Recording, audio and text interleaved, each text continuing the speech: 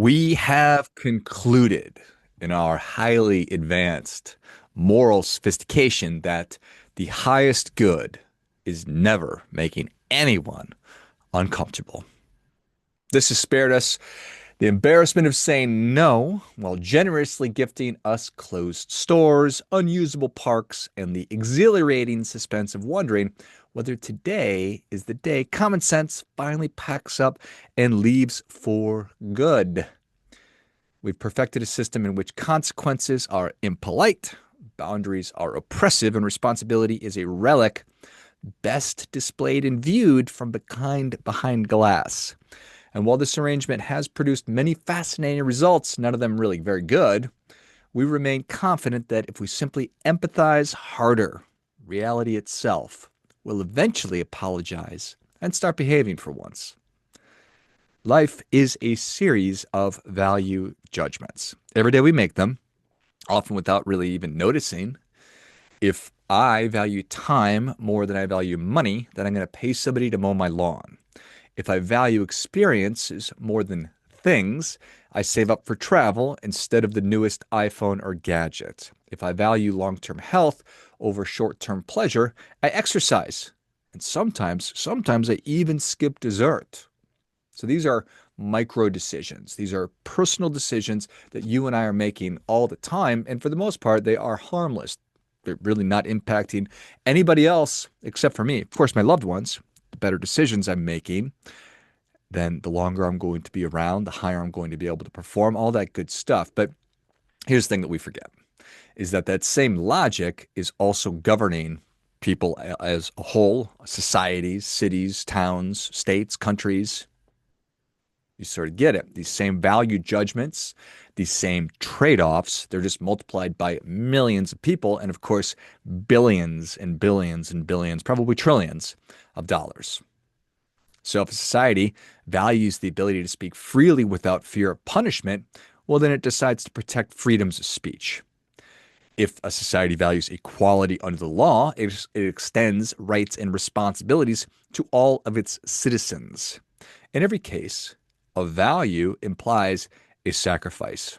Why? Because you don't get everything. You never have, and you never will. Which raises the question that we rarely ask out loud, which is where do these values come from? They come from a belief, either spoken or unspoken, that there is a better way to organize humanity, that some arrangements promote human flourishing more reliably than others, and that suffering can be reduced, but not eliminated, but reduced through wise constraints and the making of difficult decisions. But here's the part that makes people uncomfortable. What happens when those beliefs change? Because life at every level has and always will be about trade-offs. There's no solutions, there are only trade-offs. So you trade short-term discomfort for long-term stability. And a lot of the time that trade-off looks humane and sensible, like banning the decline of cats because we decide unnecessary pain isn't acceptable, which, if you're not aware, which I wasn't, that's going to go into effect January 1st in the great state of California. You can no longer declaw your cats. Sometimes it looks like allowing shoplifting under a certain dollar amount, which is an experiment that was tried recently in California, or tolerating people living indefinitely on sidewalks and in public parks, and refusing to intervene when somebody is clearly mentally ill or addicted because set intervention may feel unkind. We don't want to hurt anybody's feelings. So instead of that, instead of hurting an individual's feelings, we destroy neighborhoods. We crush cities. We hurt children. We hurt the very people that we claim to be protecting. And that's what happens when empathy becomes detached from responsibility. We get a moral inversion where the refusal to impose boundaries is treated as a virtue and the act of enforcing them is treated as cruelty. But compassion without limits isn't compassion, it's abdication. We are abdicating our responsibility. And what emerges is something like suicidal empathy. It's a moral posture that refuses to say no, even when saying no is the only thing standing between order and decay. And of course, the results are predictable. Stores close, public spaces deteriorate, crime stops being shocking and starts just being ambient. You literally get what you tolerate. People don't argue about it anymore, they just quietly adapt. They stopped walking places, they stopped letting kids roam free, they stopped expecting better. Freedom doesn't disappear all at once, it erodes through accommodation. And yet, if we're being honest, there's another side of the story. And it deserves to be taken seriously as well, because this modern emphasis on compassion didn't come from nowhere. It wasn't invented by fools, it came from history. From centuries of cruelty justified in the name of order, from institutions that punished weakness instead of healing it, from systems that treated poverty, addiction, and mental illness as moral failures instead of human tragedies. So the compassionate argument goes something like this. For most of human history, the strong imposed rules on the weak and called it virtue. We locked people away, we criminalized suffering, we demanded conformity without understanding context. So what if just once we tried restraint instead of force? What if we led with empathy instead of punishment? What if dignity mattered more than efficiency? So from this view, reducing enforcement isn't decay, it's correction. If somebody's stealing food, maybe the problem isn't theft, but hunger. If somebody's living on the street, maybe the problem isn't lawlessness, but housing. If someone is addicted, maybe punishment deepens the wound instead of healing it. And there's certainly truth here. Punitive systems often do make things worse. Shame doesn't necessarily rehabilitate. Fear doesn't cure mental illness. And incarceration, especially for nonviolent offenses, frequently turns problems into life sentences. So this view prioritizes care over control, understanding over enforcement, and intent over outcomes. At its best, it's noble.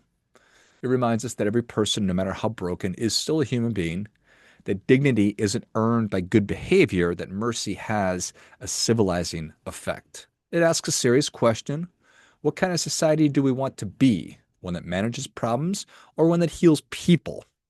It's not naive, it's aspirational. And aspiration does matter, because without it, order becomes brutality, structure becomes domination, and efficiency can become cruelty with better branding. But here's the uncomfortable truth. Both sides are right, and both sides are dangerous. Compassion without boundaries dissolves order, and order without compassion calcifies into cruelty.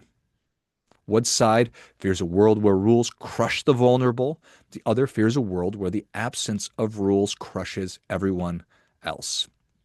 And history teaches us something very sobering, that societies don't collapse because they value kindness.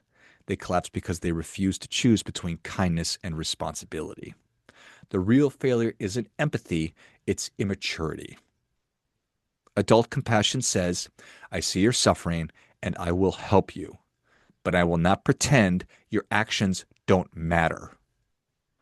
Adult order says, I will enforce boundaries, but I won't forget your humanity.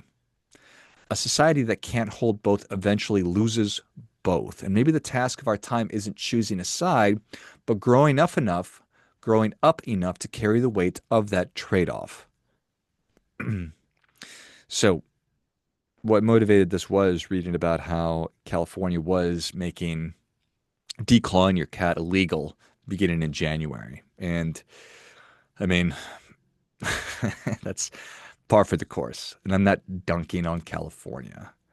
I love California. I lived there for 3 years. But at this rate, I certainly won't be living there again anytime soon, but I'm hopeful. So I'll let you make up your own mind on all of this. Of course, I advocate that you do. Hopefully, I gave you something to sort of chew on and think about.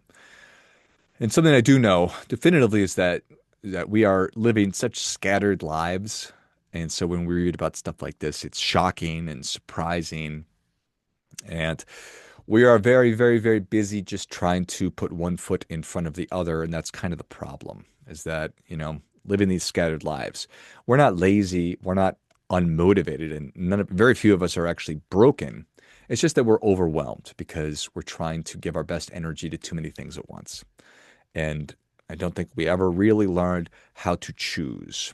So, in service of that, I wrote a new book called The Meaningful Few, and it's a framework for choosing. It helps you to get clear on what really matters, what doesn't matter, and then how to align your time, energy, attention, and money around those things that actually deserve your time, energy, attention, and money. It's not about doing more, it's doing less, and it's doing less on purpose. So invite you, would love for you to check it out. It's mymeaningfulfew.com. We have a book, a course, there's a mastermind group to help actually implement what it is that I'm talking about, what I'm advocating for. So check it out again, mymeaningfulfew.com. Would love for you to do that. The whole idea is, of course, to do your part by doing your best.